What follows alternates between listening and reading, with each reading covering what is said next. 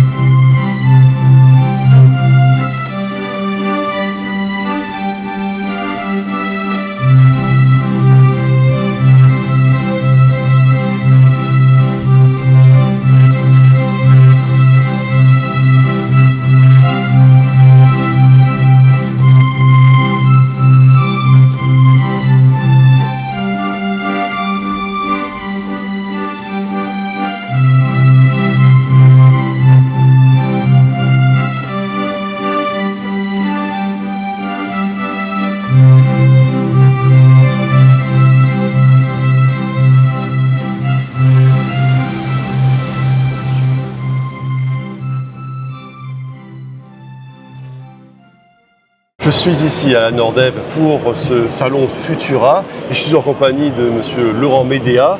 Monsieur, vous êtes le coordonnateur de Futura Network. D'ailleurs, on peut voir les belles lettres là, Futura, derrière nous là.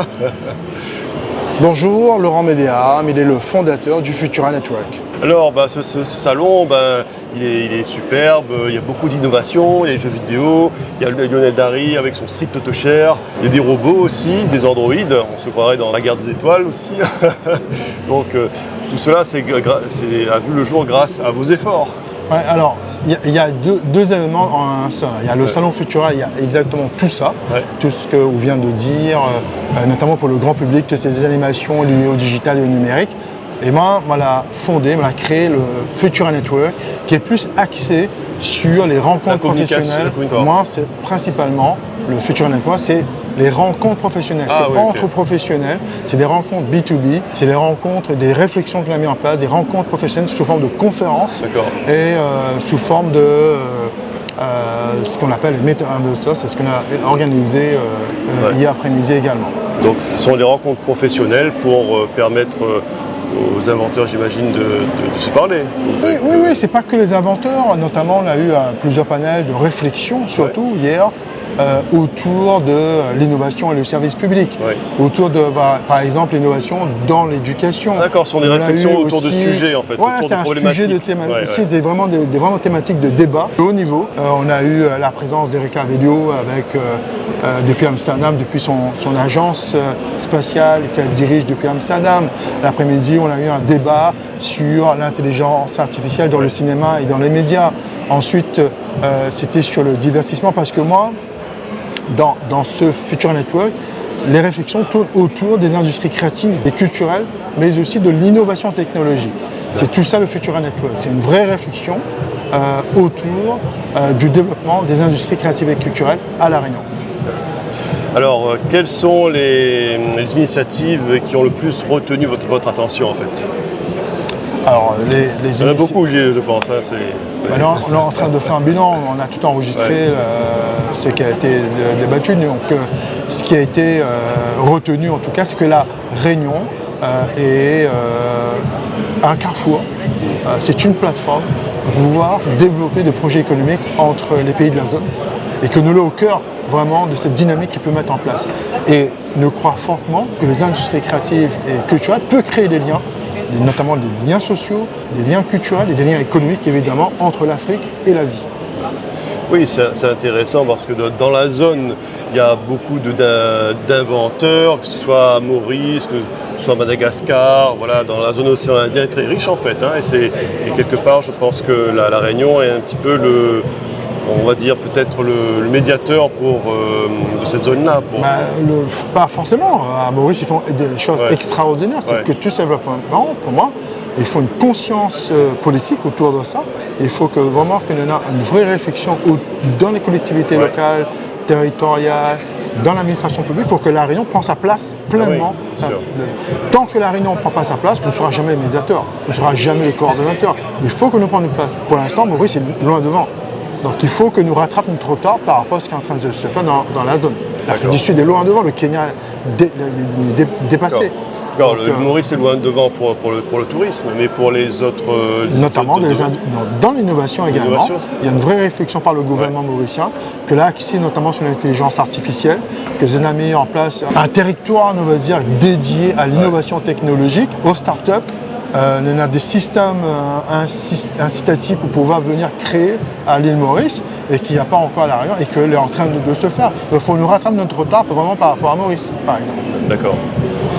Et donc, quelle était la dernière thématique de la Réunion pour le Futura Network, la dernière réunion qui a été faite avec les créateurs, ici même Non, mais ce n'est pas que des créateurs, il y a aussi des scientifiques de l'Université de La Réunion, il y avait des professionnels, il y avait aussi des porteurs de projets, il y avait des entreprises qui sont venues vraiment avoir un regard croisé, même contradictoire, mais pouvoir faire avancer dans la tous les filière. domaines, dans tous les domaines.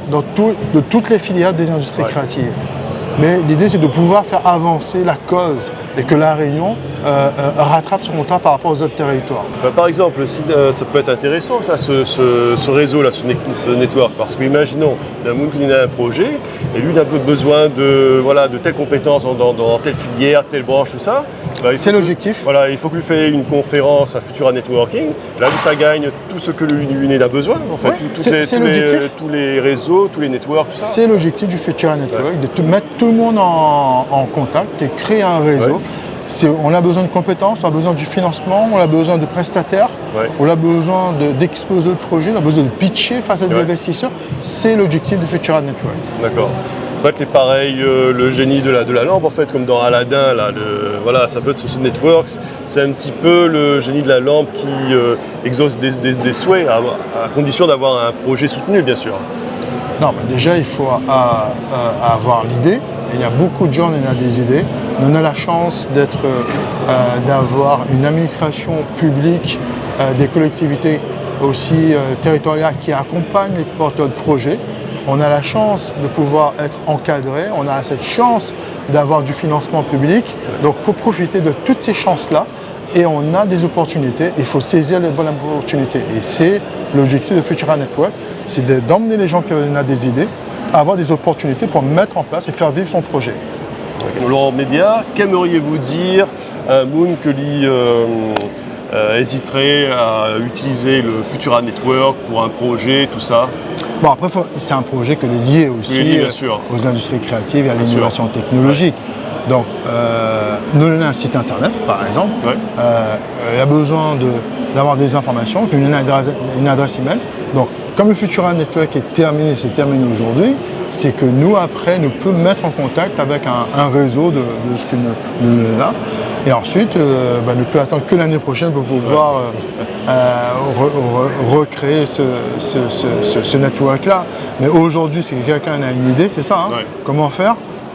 C'est ça, c'était ça la question. Une idée, par exemple, Diane, d'affaires communes, par exemple, un blockbuster, par exemple. Si un Mouni veut faire un blockbuster, qu'il a une idée de scénario et tout ça, que lui aimerait, par exemple. Dans ce cas, nous pouvons mettre la mise en commencer si quelqu'un contacte nous, c'est de dire contacte l'agence Film Réunion, si c'est un scénariste. Comment mettre en contact avec des producteurs, etc. Nous sommes là pour conseiller. De même, si quelqu'un a un projet en intelligence artificielle, nous connaissons à qui il faut envoyer. Quelqu'un qui a un projet sur la robotique, nous connaissons à qui il faut envoyer. Vers qui il faut envoyer. Laurent Média, je vous remercie. Merci beaucoup, Télécréole. Nous retrouve. Allez, nous retrouve toutes. À bientôt.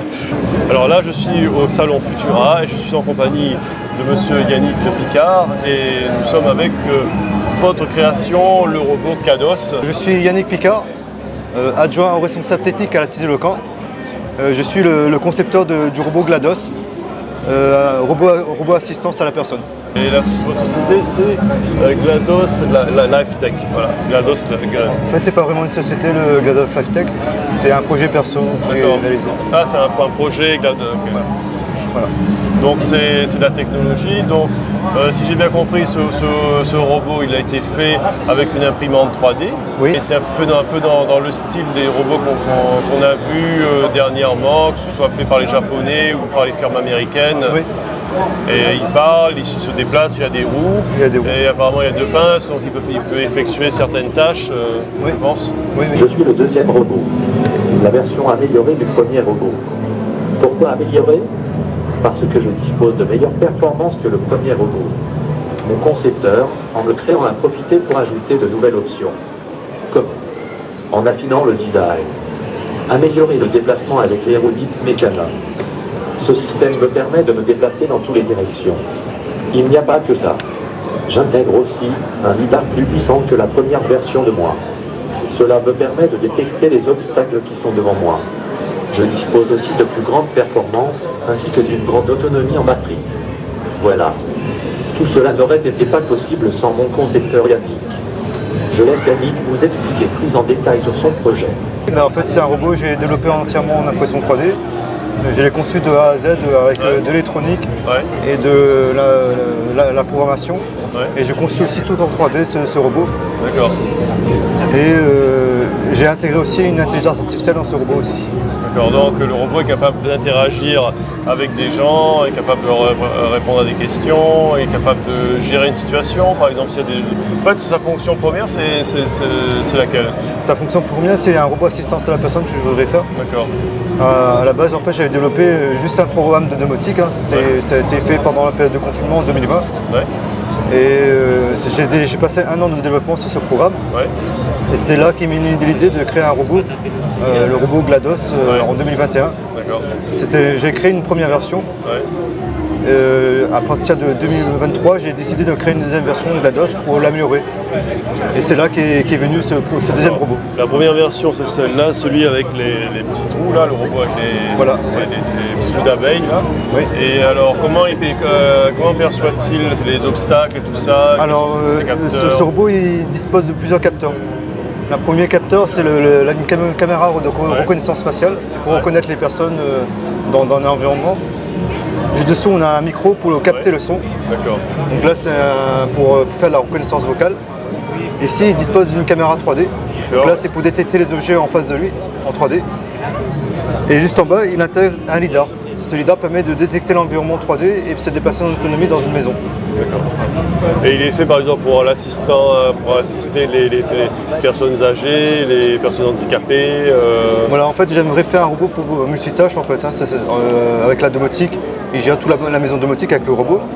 Après, mon but, c'est de faire un robot vraiment assistance à la personne pour aider les enfants dans les hôpitaux, aussi pour les personnes âgées dans les EHPAD.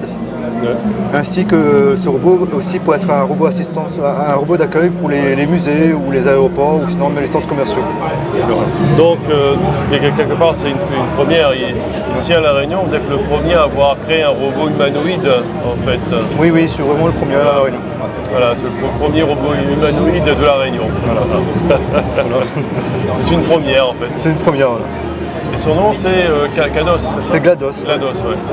GLaDOS, en fait, ça vient d'un personnage de jeu vidéo. En fait, j'ai tiré de ce jeu-là qui s'appelle Portal 1 et Portal 2, dont le personnage est un IA qui est un robot qui fait tout le déroulé du jeu, fait des blagues pendant tout le long du jeu. En fait. D'accord. Voilà. Et le but de ce jeu, c'est de résoudre des énigmes.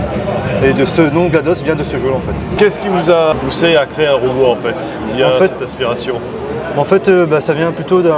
En fait, j'avais prévu créer plusieurs robots. En fait, c'était une passion. C'est une passion pour moi. Et j'ai créé comme projet personnellement. Et après, je me suis dit, putain, je vais créer un robot humanoïde parce que je voulais avoir un robot chez moi absolument. Ouais. Et c'est là, ça vient de. C'est pour ça que j'ai créé par passion aussi. Et en même temps, c'était pour préparer des diplômes aussi. Ouais. Actuellement, je suis en train de préparer un diplôme d'ingénieur pour l'année prochaine. Et mon but, c'est de présenter ce projet à ce diplôme-là aussi. D'accord. Bien. Monsieur, je vous remercie. Merci beaucoup. Restez avec moi pour un prochain numéro de Sous la Varangue où nous continuerons d'explorer ce salon Futura. À très bientôt dans Sous la Varangue.